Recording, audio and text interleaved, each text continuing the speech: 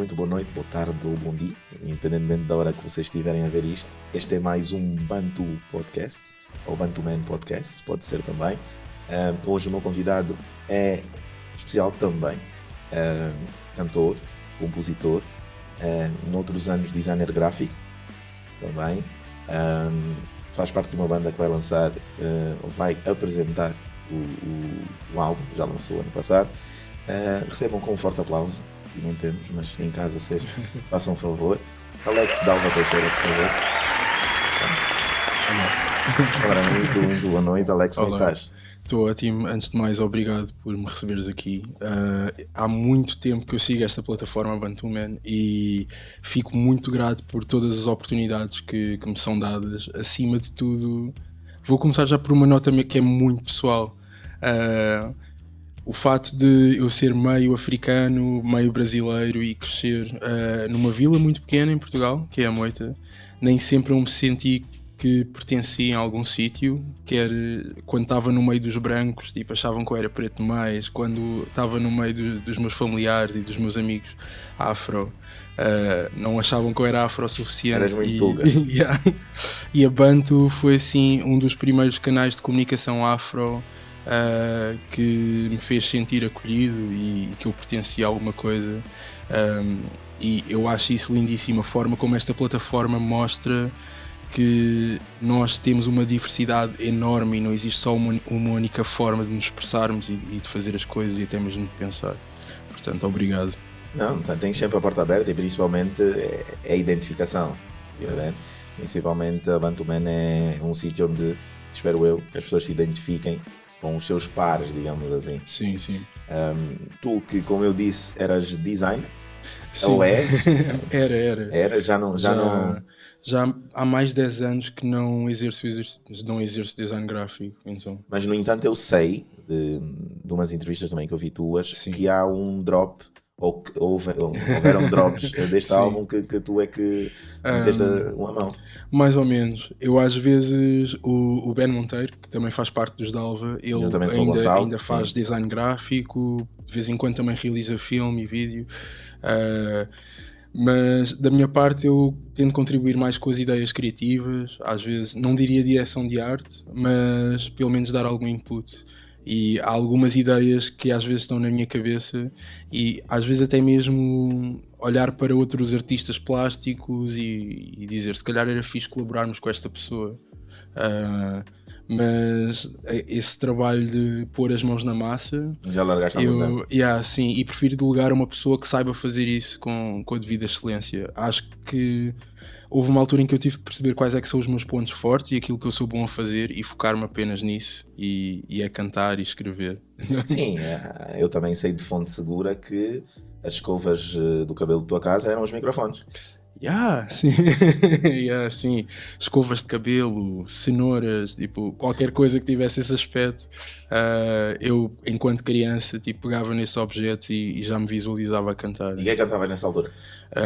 Para mim, houve dois artistas que acordaram o meu coração para a música. Primeiro Michael Jackson, que é indubitavelmente rei da pop, mas também o Kurt Cobain dos Nirvana.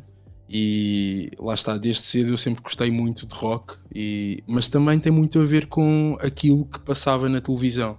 Era aquelas coisas que se calhar eu tinha mais contacto e depois, à medida que eu fui crescendo, fui descobrindo outros géneros musicais, outros artistas. Ou seja, anos 90 era Nirvana, um bocadinho mais tarde Linkin Park. Yes, eu passei por isso tudo, sim. Sim, porque tens um background de rock no fundo, ou seja, eu também vi que a tua história com o Ben é engraçada porque tu ias abrir os shows do Ben, da banda do Ben. Exatamente. Tal como te disse, eu morava na Moita e é uma vila muito pequena que fica perto do Barreiro, Montijo, sim. Na margem sul de Lisboa. Uma das formas que eu e os meus amigos na Moita tínhamos de garantir que as bandas que nós gostávamos tocavam na nossa terra era organizar festivais onde todo o dinheiro das vendas dos bilhetes revertiam para alguma associação. Geralmente era de ajuda para animais e ajudar na causa animal.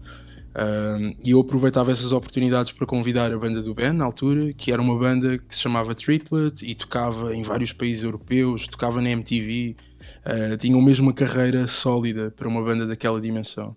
E era um pretexto para eu poder não só estar perto deles, mas também mostrar que estava a começar a fazer música.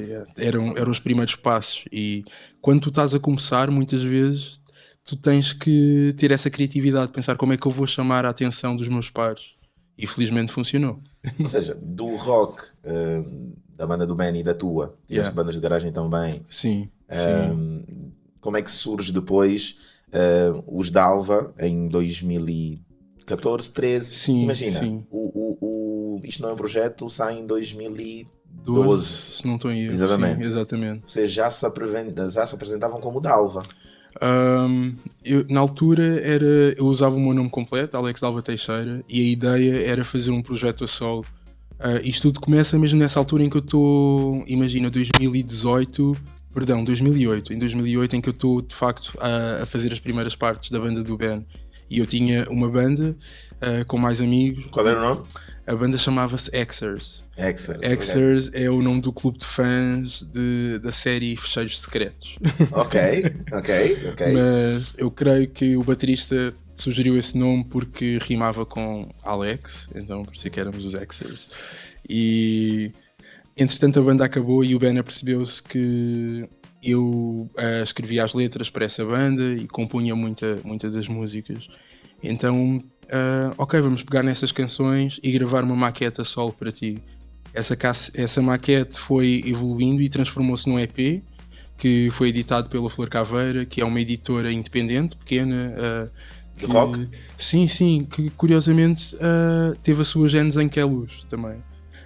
Na Igreja Batista de Queluz, na Cave, aconteciam concertos de bandas de rock que pertenciam à igreja e eu frequentava alguns desses concertos e foi conheci algumas dessas pessoas e felizmente o Ben e esse pessoal conseguiram editar esse EP. E a partir daí começámos a chamar a atenção de rádios, televisão, mas era assinado em nome próprio. Okay. As pessoas viam Alex Dalva Teixeira, mas na verdade o que eu estava a fazer era um trabalho de equipa. O Ben já estava a produzir essa música. E eu nunca achei que era justo estar a recolher os louros e os aplausos de uma coisa que não era feita apenas pela minha pessoa. Ou seja, como é que transforma o Dalva do teu nome para o nome do grupo? Há um dia em que eu acordo de manhã e escrevi num papel Somos Dalva e eu propus ao Ben, eu acho que deveríamos ser uma banda, deveríamos apresentar-nos como um grupo e podemos chamar-nos Dalva. E é só deixar cair o Alex e o Teixeira e passamos a ser Dalva. Ok. Há 10 anos atrás eu fui pesquisar a fundo. Sim. Há uma frase que tu disseste que eu queria perceber qual era a tua visão hoje. Quando tu disseste que só querias te divertir com a música e tentar ao máximo não ser ambicioso. Ok. Hoje, 10 anos depois, onde é que tu vês esta frase ou como é que tu colocas essa frase na tua carreira? Ok, eu agora estou com uma perspectiva completamente diferente, de facto.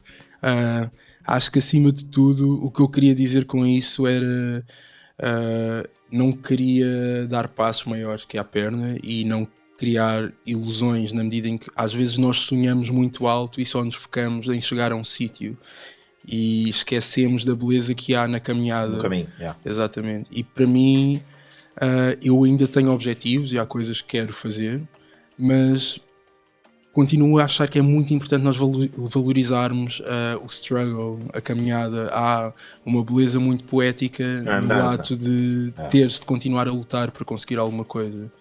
E acima de tudo é tentar manter esses valores de querer conquistar coisas boas, mas não esquecer daqueles que estiveram lá para nós desde o início e querer continuar a partilhar essas bênçãos com os meus próximos. Yeah.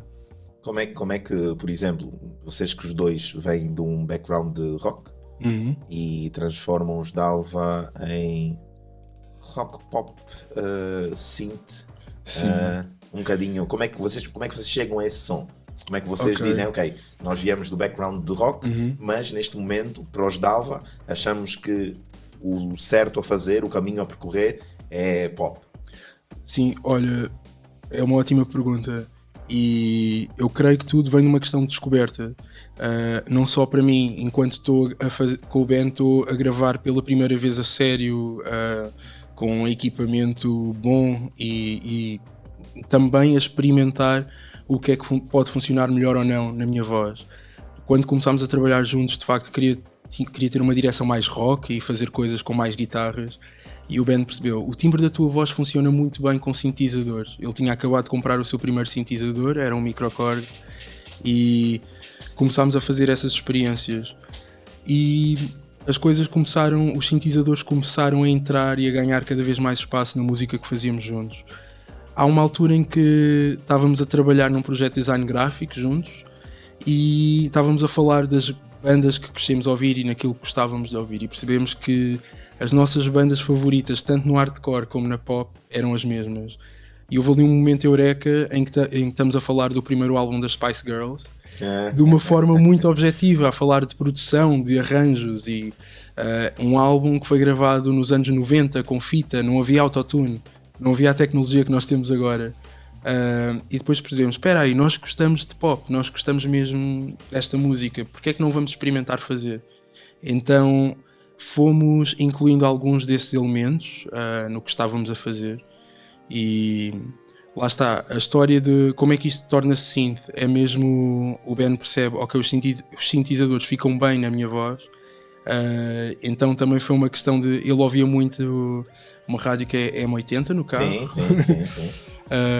Então até deu-me trabalho de casa, ok, vai ouvir música desta época, porque eu nasci em 90, então ele incentivou-me a descobrir música dos anos 80 e lá está, há imensa coisa boa, desde Madonna no início, o Michael Jackson, o Prince,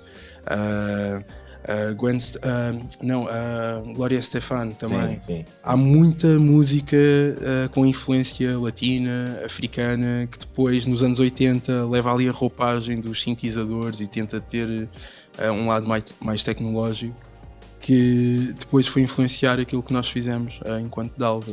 Mas então houve um tempo na tua vida e na tua carreira que tu estavas,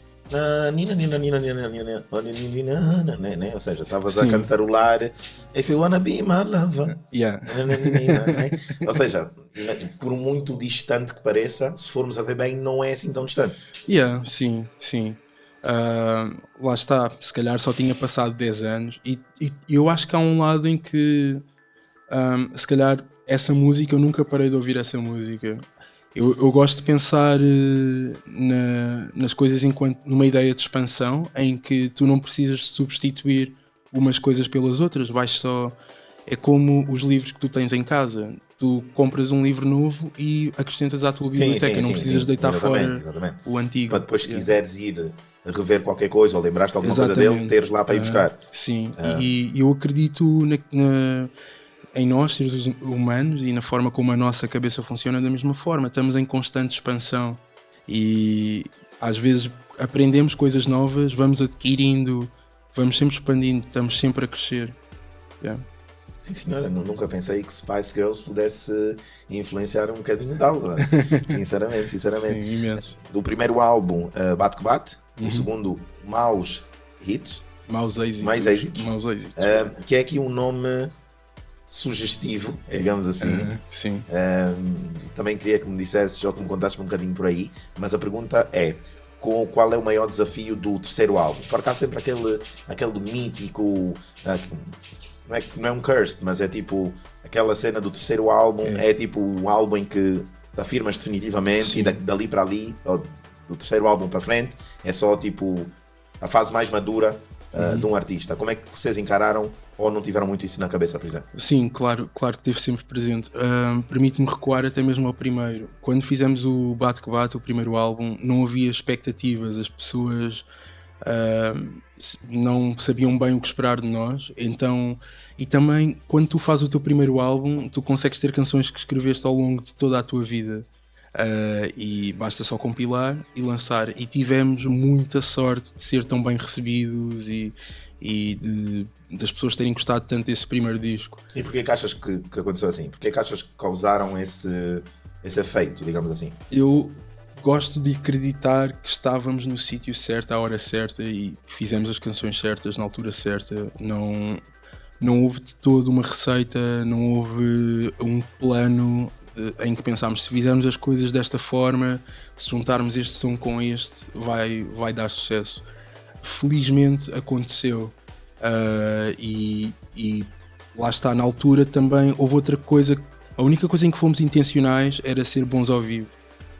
Certificar que Ou as seja, pessoas... isso de muito cedo partiu de ser uma característica que vocês queriam ter como banda. Exatamente. Para nós, a única coisa que foi mesmo intencional é vamos dar bons concertos e vamos tocar bem ao vivo. E felizmente conseguimos cumprir essa tarefa. E até tivemos uma nomeação de Artista Revelação ao vivo. Houve uma série... Foi a única coisa em que trabalhámos de forma estratega e para conseguir esse objetivo. Ok, o segundo álbum chama-se Maus Êxitos, porquê? Porque depois do sucesso que foi o primeiro, houve da minha parte muito medo de falhar, de não corresponder às expectativas do nosso público, porque o segundo álbum é, ok, o primeiro tu tens sorte, no segundo é a prova de será que esta banda é mesmo boa ou não. Sim. E felizmente conseguimos fazer um bom trabalho. O álbum, no dia em que estreou, foi logo parar ao número 1 do iTunes. Onde é que está o iTunes agora? Mas Apple Music. Felizmente correu logo bem. E o terceiro, para mim, o maior desafio foi o facto de ter nascido no meio daquela altura em que não podíamos estar juntos, não podíamos estar aqui frente a frente a ter esta conversa. A pandemia foi quem fez o terceiro álbum. Sim. Eu diria que a pandemia pode, a meu ver, é uma espécie de espinha dorsal deste disco, a forma, as temáticas que estamos a abordar. É um membro dos Dalva. Sim. Neste último álbum. Neste último álbum não só o nosso amigo Gonçalo passa a fazer parte da banda, deixamos de ser um duo e passamos a ser um trio, mas também sim, a pandemia foi uma das maiores colaboradoras para tornar isto possível. Sim. E como é que a entrada do Gonçalo vos acrescenta, digamos assim? Ou seja, como é que vocês sentem a necessidade? Não, ok, nós vamos deixar de ser o Ben e o Alex e vamos acrescentar o Gonçalo. Para nós foi um passo óbvio, na medida em que era alguém que já fazia música connosco desde o início. Antes de decidirmos ser uma banda, o Gonçalo já estava connosco em cima do palco, e é aquela pessoa que quando as coisas corriam bem estava connosco, quando as coisas não corriam bem também estava sempre connosco e sempre lutou connosco nesta direção. Também foi uma medida de esta pessoa não só informa a forma como criamos a música, nós já fazemos música a pensar na forma muito peculiar que ele toca, e há muitos bateristas de sessão e bateristas de topo que tocam com o Bossa AC, com o Anselmo Ralph, que não conseguem fazer as coisas que ele faz, porque ele tem uma linguagem muito própria. Então também quisemos honrar não só o talento dele, mas também toda a dedicação. Exatamente. Okay. A dedicação. Exatamente. É mesmo uma forma de dizermos nós somos uma família, e ele faz parte deste núcleo, da família nuclear de Dalva. Okay, então assumem-se como 3, neste caso. A dinâmica é diferente em palco? Ou seja, vocês dizem que é primordial vocês tocarem ao vivo com qualidade. O que é que o adicionar de uma pessoa que no fundo também já estava no palco com vocês antes, mas como é que isto muda a dinâmica dos shows ao vivo? Eu sinto que nós agora tocámos pela primeira vez só os 3 no Mel Calorama, o festival que houve em setembro de 2022, e eu senti que a nossa linguagem fluía mesmo muito bem. Agora até o facto de sermos só os 3 em palco facilita muito a comunicação entre nós, músicos, e isso também dá-me espaço para poder concentrar mais em criar uma ligação entre a plateia e a banda. Para mim é das coisas mais importantes, é quando tu vais a um concerto, é tu enquanto espectador sentires que fazes parte daquilo também. Para mim O concerto não é só quem está em cima do palco, é quem toda a faz gente, o concerto. toda a gente está envolvida. Isso tu, porque também sei que és um ávido concertista, digamos assim. Ou seja, também vais atrás de quem gostas para ouvir e para estar lá para ver o concerto. Sim, sim. Para mim é mesmo muito importante criar essa ligação entre o público e a banda. É mesmo é a parte mais importante. Às vezes eu posso estar a cantar um pouco mais desafinado, mas é mais importante que as pessoas sintam uma emoção. Às vezes a técnica torna-se totalmente secundária. Sim, quando tu estás a sentir aquilo que está a acontecer, a magia da música, da performance. Ou seja, tu consideras-te público desde os... Quando começas a cantar desde os 15, 14? Sim, mais ou menos. O que é que seres público te ensinou para seres artista que toca no palco? Ou seja, porque mudaste de posição. Sim, boa pergunta. Eu acho que há muita coisa que eu faço bem porque antes de ser músico eu sou fã de música. Antes de ser alguém que a faz, eu sou alguém que ama música e que consome música.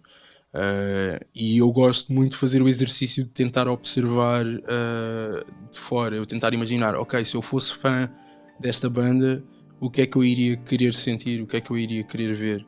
E óbvio que também há certas coisas que eu vou emulando de outros vocalistas que eu gosto. Qual foi o melhor concerto que viste ao vivo? É muito controverso, é mesmo muito controverso. O melhor concerto que eu vi ao vivo, provavelmente, foi Setangana no Superbox Super Rock, porque é um espetáculo com uma dimensão que eu nunca experienciei na vida. Tem mesmo muitas dimensões, desde cinema, teatro, não é só música, é toda a teatralidade e a direção de arte, guarda-roupa. É um espetáculo muito completo. Tu já não consegues ver um espetáculo apenas como um espetáculo de um cantor que tu gostas? Ou seja, consigo. Ou estás sempre também a analisar um bocadinho, olha, isto era fixe, isto que ele tem aqui, faz aqui, nós poderíamos fazer. Ou seja, também consegues-te tirar. Exatamente. Sim, claro que sim. E ser transportado e deixar-me apenas sentir emocionado por aquilo que quem está em cima do palco está a fazer. E não interessa, pode ser alguém com anos de carreira, como Roger Waters, por exemplo, como pode ser alguém que está a dar os primeiros concertos agora. Há uma artista que tem chamado muito a minha atenção, a Nayela Simões. e eu sou mesmo muito fã do trabalho dela, e sempre que tenho a oportunidade de ver ao vivo vou aos concertos. E lá está, é alguém que eu sinto que está a dar os primeiros passos para aquilo que pode ser uma carreira muito sólida. Sim, acho que mesmo pode ser uma das grandes revelações dos próximos 2-3 anos. Acho que pode ser uma boa surpresa que o pessoal não estava à espera, principalmente. Quer dizer, nós da banda, que já ouvimos nela há algum tempo, percebemos que havia ali qualquer coisa. Mas a passagem dela para cá é um bocadinho também o perceber que o foco estava lá, a vontade estava lá e o talento já existia, então é só trabalhar sobre isso. E então também acho que sim, acho que fui ver 2 ou 3 concertos ao vivo também, da Nayela. A nível pessoal acho que muito bom mesmo. O melhor concerto que eu vi ao vivo talvez tenha sido o Seu Jorge, em Luanda. Foi a coisa mais simples que eu vi na minha vida, que era o Seu Jorge, uma cadeira, uma viola e uma lata de cuca. Que é essa. Desculpa, não estão a patrocinar a cuca. Literalmente, o que ouvias no disco era o que ele tirava no palco. Exato. Tranquilo, não há muitos aparatos, é uma cadeira, o Seu Jorge, uma viola e uma guitarra e uma cervejinha. E foi. E é tipo, eu acho que tens o erro de ter muito em palco e depois distrair do que é importante. E às vezes é mais difícil fazer o simples. Sim, eu concordo plenamente, mas acho que há espaço para todas as coisas e há artistas diferentes. Também gosto muito quando um artista acrescenta dimensões diferentes que tu se calhar não esperavas, porque na versão do disco não era desta forma e ao vivo a música transforma-se para outra coisa e te transcende para outros lugares. A música dá-te essa possibilidade de poderes fazer imensa coisa diferente e provocar emoções diferentes. Eu fui ouvir os vossos álbuns todos, primeiro porque eu conhecia apenas algumas músicas soltas, digamos assim. Sim. Não vá dizer os singles, por exemplo, agora eu tenho ouvido muito o Chama-me Nomes, acho muito fixe, e acho o videoclipe também grande cena. É simple, mas que cumpre tudo o que entrega. Exatamente. Como é que vocês conseguem, de um álbum para o outro, manter, vou dizer, a eloquência de não ir por caminhos que ou vocês desconhecem ou ainda não descobriram que era daquela maneira que se fazia? Ou seja, porque eu sinto coerência nos 3 álbuns. Há até uma personagem que percorre os 3 álbuns. Sim. Pelo menos nos últimos 2 álbuns há um personagem que está sempre, ou quase sempre presente.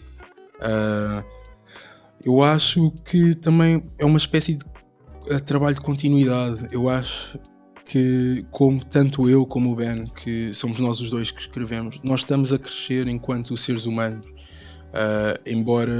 E há aqui muitas questões em que se calhar observamos de forma diferente. Nós temos 10 anos de diferença, eu sou 10 anos mais novo que o Ben, e há coisas que se calhar ele já descobriu e eu estou a descobrir neste momento, e ao escrever podemos estar a fazer um exercício de observar na ótica de alguém com a experiência e alguém na ótica de alguém que está a descobrir. Acima de tudo, esse fio condutor existe porque escrevemos sobre coisas que vivemos e que nos são reais e palpáveis. Ou seja, é-vos fácil uma música sair? Não, não de todo. Não. Se calhar é fácil ter ideias e ter pedacinhos, mas dá trabalho a tornar a coisa numa canção completa, com um arranjo completo, com um poema completo e fazer com que tudo faça sentido de forma estética. E na pandemia deve ter sido ainda mais difícil. Foi, acima de tudo, porque estávamos muito acostumados a trabalhar em conjunto no mesmo lugar. Muitas das canções surgem nos álbuns anteriores, as canções surgiam devido a conversas que íamos tendo, especialmente no segundo álbum. Podíamos estar a discutir temas relacionados com religião, filosofia, ou até mesmo, no fundo, pensamos na forma como as pessoas, nós enquanto sociedade e seres humanos, vivemos e sentimos e comunicamos uns com os outros. A pandemia trouxe alguma separação. Muitas das músicas deste novo álbum o Ben escreveu sozinho, ou eu contribuí mesmo muito pouco, e também há algumas em que eu comecei por escrever a maioria, ou escrevi uma primeira versão e depois fomos refinando em conjunto. Mas no final do dia, para nós, o mais importante é fazer boas canções e fazer canções que nos deixam orgulhosos delas, sabes? Então...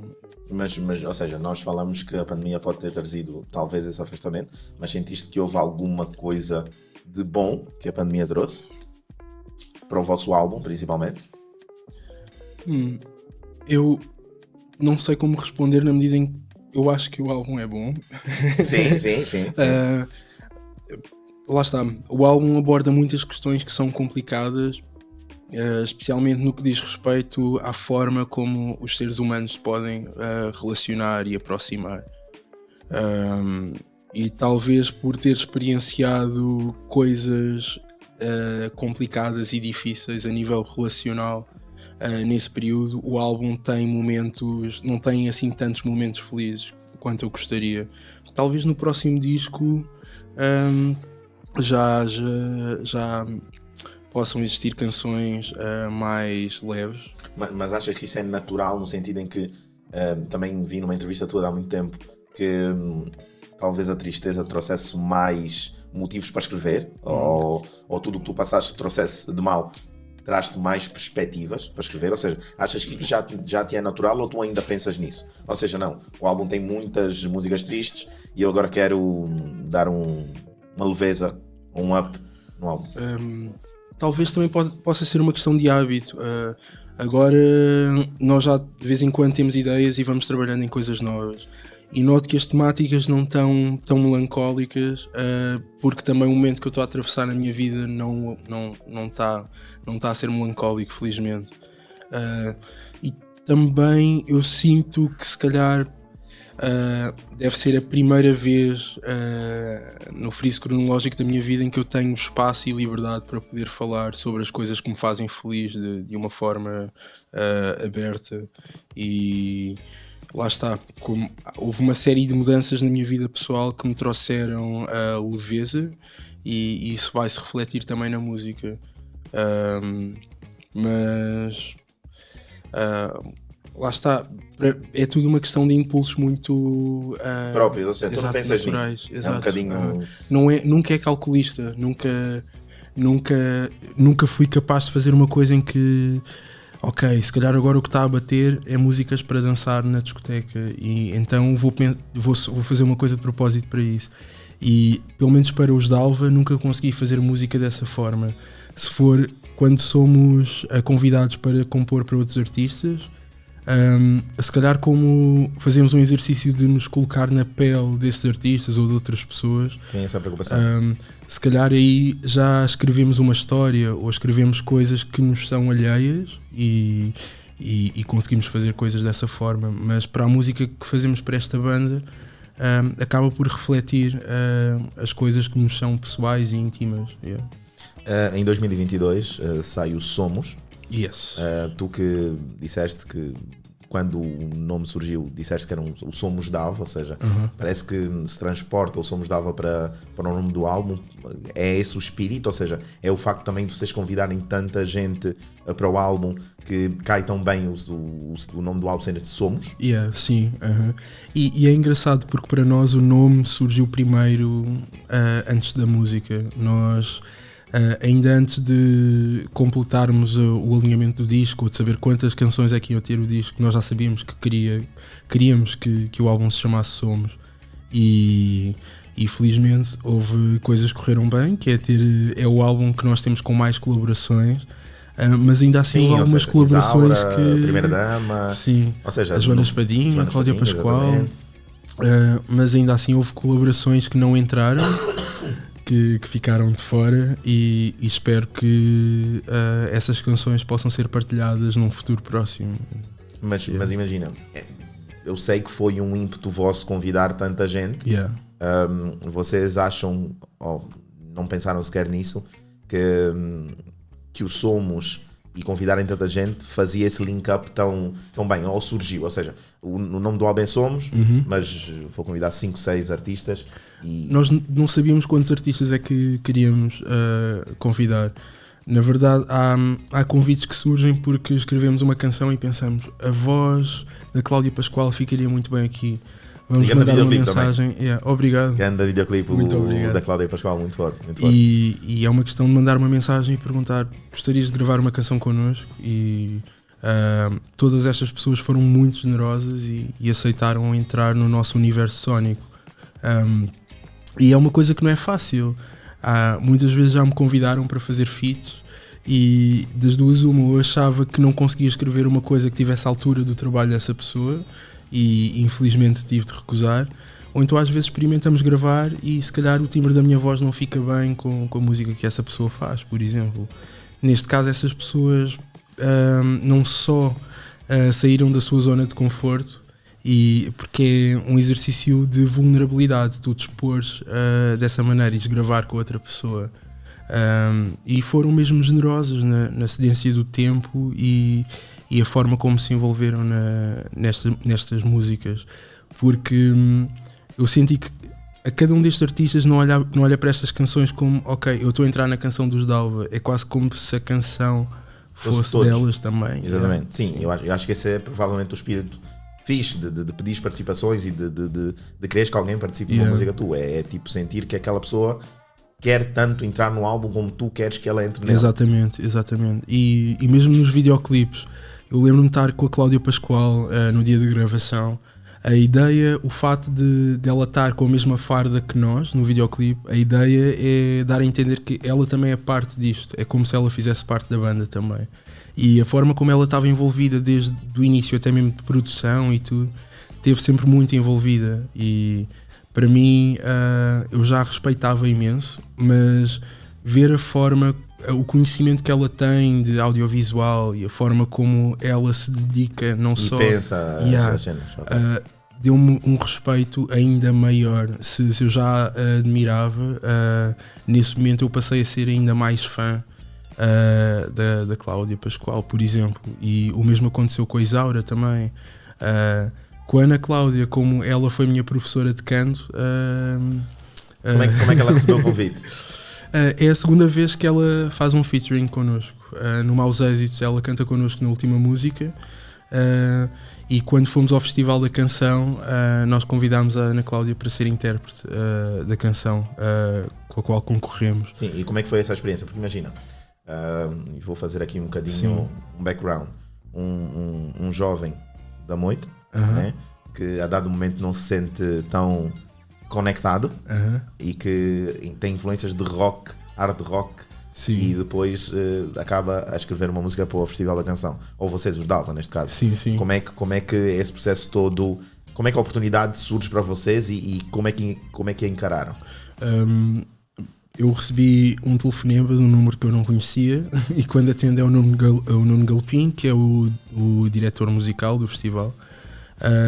E ele ligou-me e disse que eu tinha carta aberta, estava convidado, se queria participar, e eu, óbvio que sim, gosto muito do Festival da Canção, e deu-me carta aberta para fazer o que eu quisesse, com quem quisesse.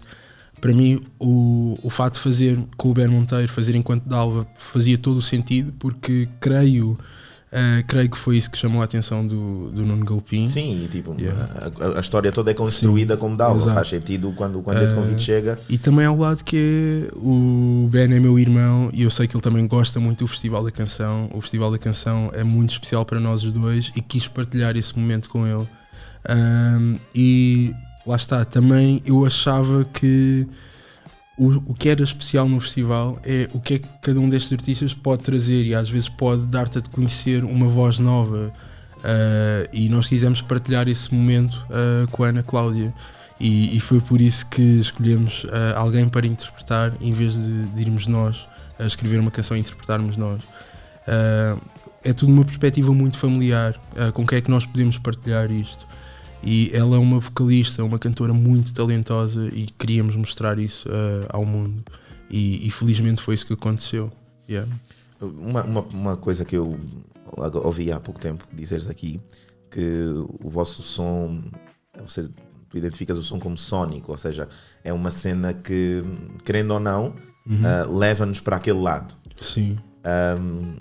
Como é que vocês cultivam isso? Porque imagina, vocês vêm do background diferente. Como é que vocês cultivam o sónico, aquele som? Porque imagina, eu ouço, e quando ouvi os vossos álbuns, a primeira pessoa que me veio à cabeça foi um artista francês que se chama Dabu. Um jovem com bigode, também a vida dele é sintetizador. Sim.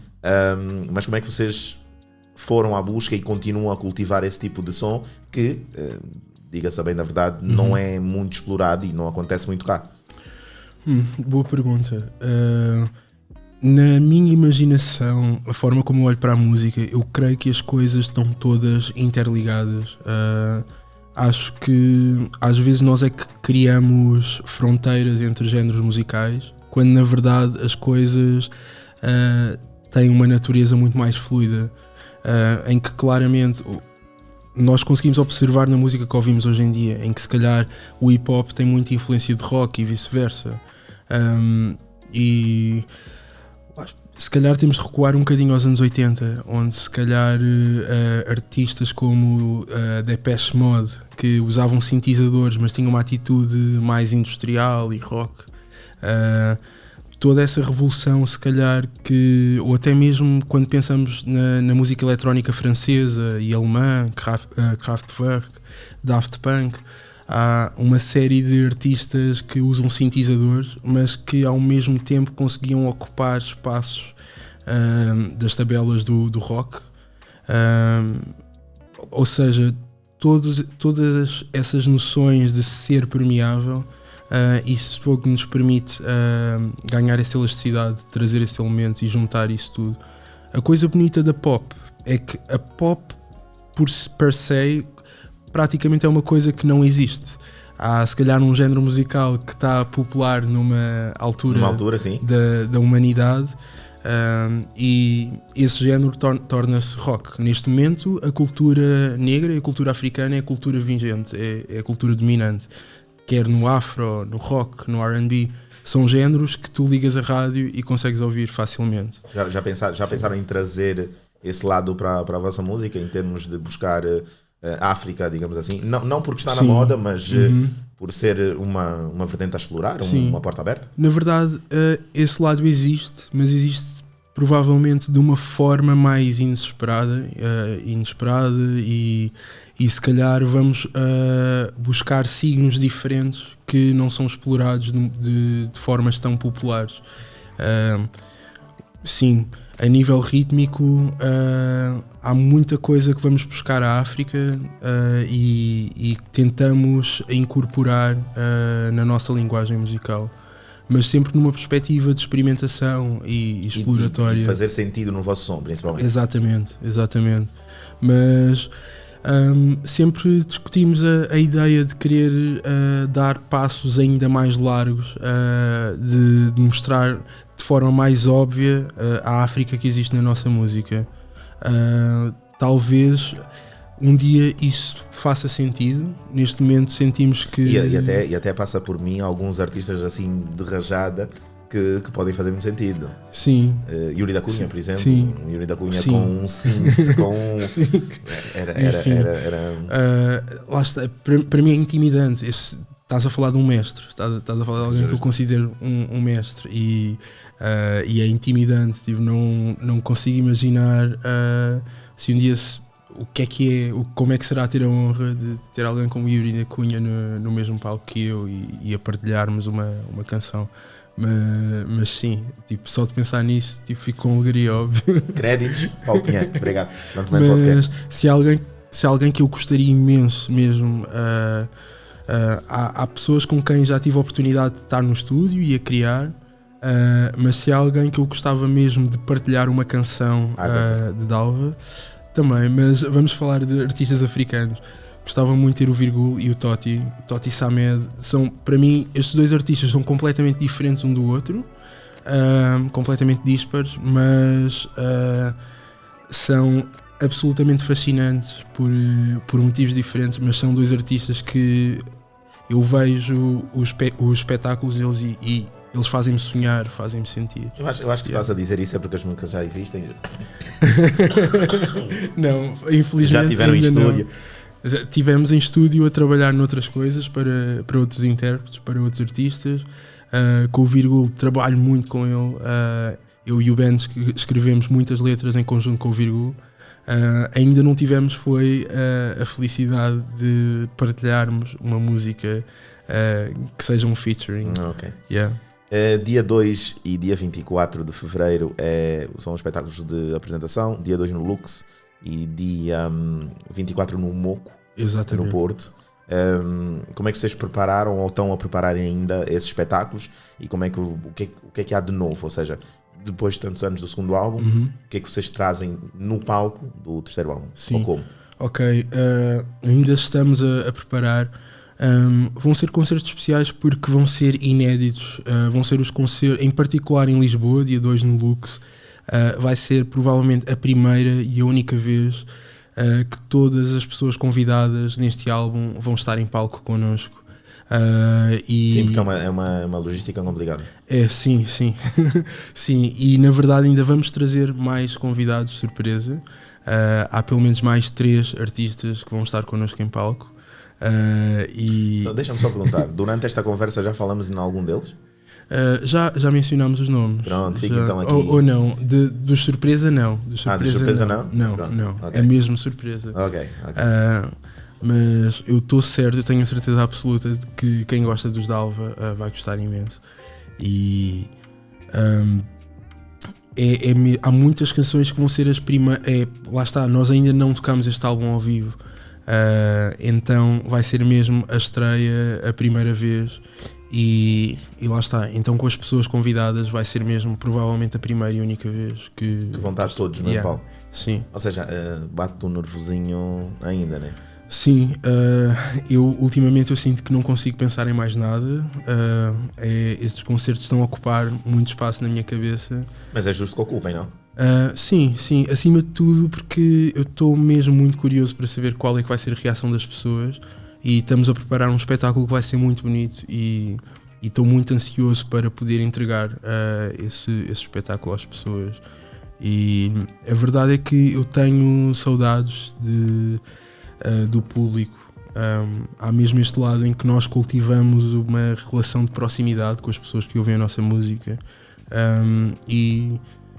eu mal posso esperar para poder ver as caras de cada uma dessas pessoas na plateia e poder partilhar esse momento com todas estas pessoas. São públicos diferentes, Lisboa e Porto, e é tipo Sim. mitológico o Porto ser wild. Vocês, a cada sítio que vão, ou nestes dois, por exemplo, por serem sítios diferentes e públicos diferentes, vocês estão a preparar assim cenas mais diferentes para cada um deles? Sim. Os concertos vão ser distintos. Quem for ver o concerto em Lisboa vai ter que ir ao Porto. Não vai ter o mesmo espetáculo que o Porto, e vice-versa. O Porto não vai ter um concerto igual ao de Lisboa. Vão ser mesmo diferentes. Sim. Eu acho que quem está em Lisboa vai ver dia 2 Yeah. e depois arranja carro para ir dia 24. Sim. No Porto também é rapidinho. Há várias alternativas de comboio, autocarro, avião. A ideia é ir. Sim, e curiosamente o Porto tem uma vantagem. O Moco é um hotel que está muito bem equipado, e é um hotel em que a base é a música, e não sei se é o único em Portugal com esta característica de ser um hotel inspirado em música, mas que também tem uma sala de espetáculos. Eu já estive em hotéis que têm uma decoração e uma inspiração relacionada com a música, mas não houve nenhum que tivesse uma sala de espetáculos com concertos e com programação como este tem. E é uma sala muito boa, com condições ótimas. Ou seja, estás a vender bem o peixe para o pessoal ir para o Porto. Vale a pena ir. E lá está. Acho que é o único hotel que tu podes... tens o teu quarto, tens um giradisco e podes ouvir vinil, e podes escolher os vinis, e podes ouvir vinil, mas também podes levar uma guitarra elétrica e podes ligar a guitarra elétrica no equipamento que há no quarto. Então acho isso mega curioso. Vão ser os 2 primeiros concertos do ano? Sim.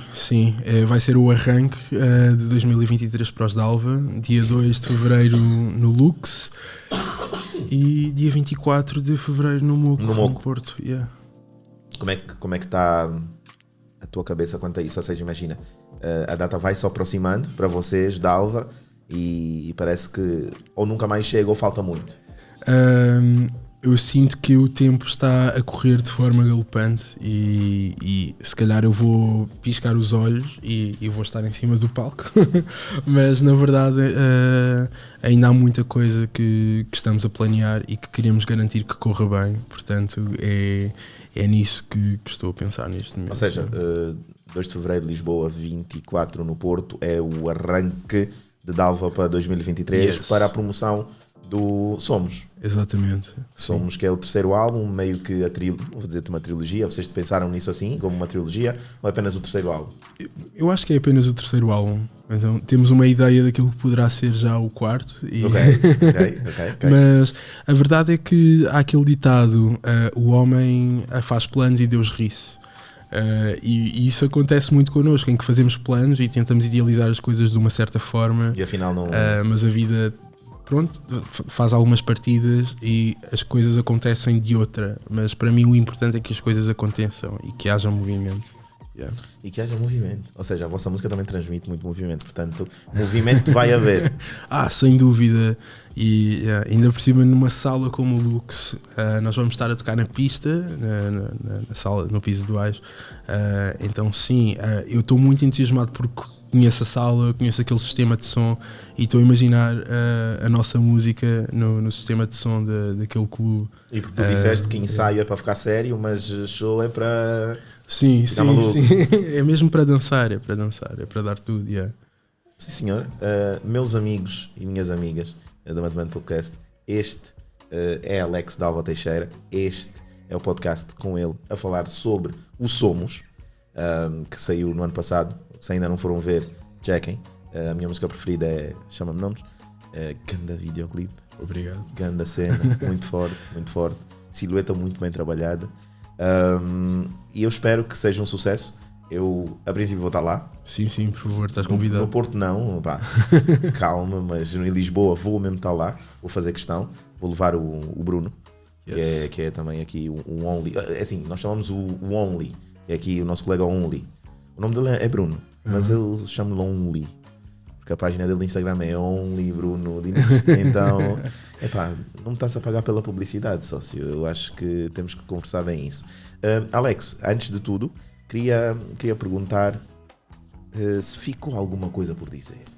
Assim, não é uma pergunta tão séria como o que é que dizem os teus olhos, nem tem essa função, mas eu gosto sempre de saber o que é que tu achas que tu querias dizer e não disseste.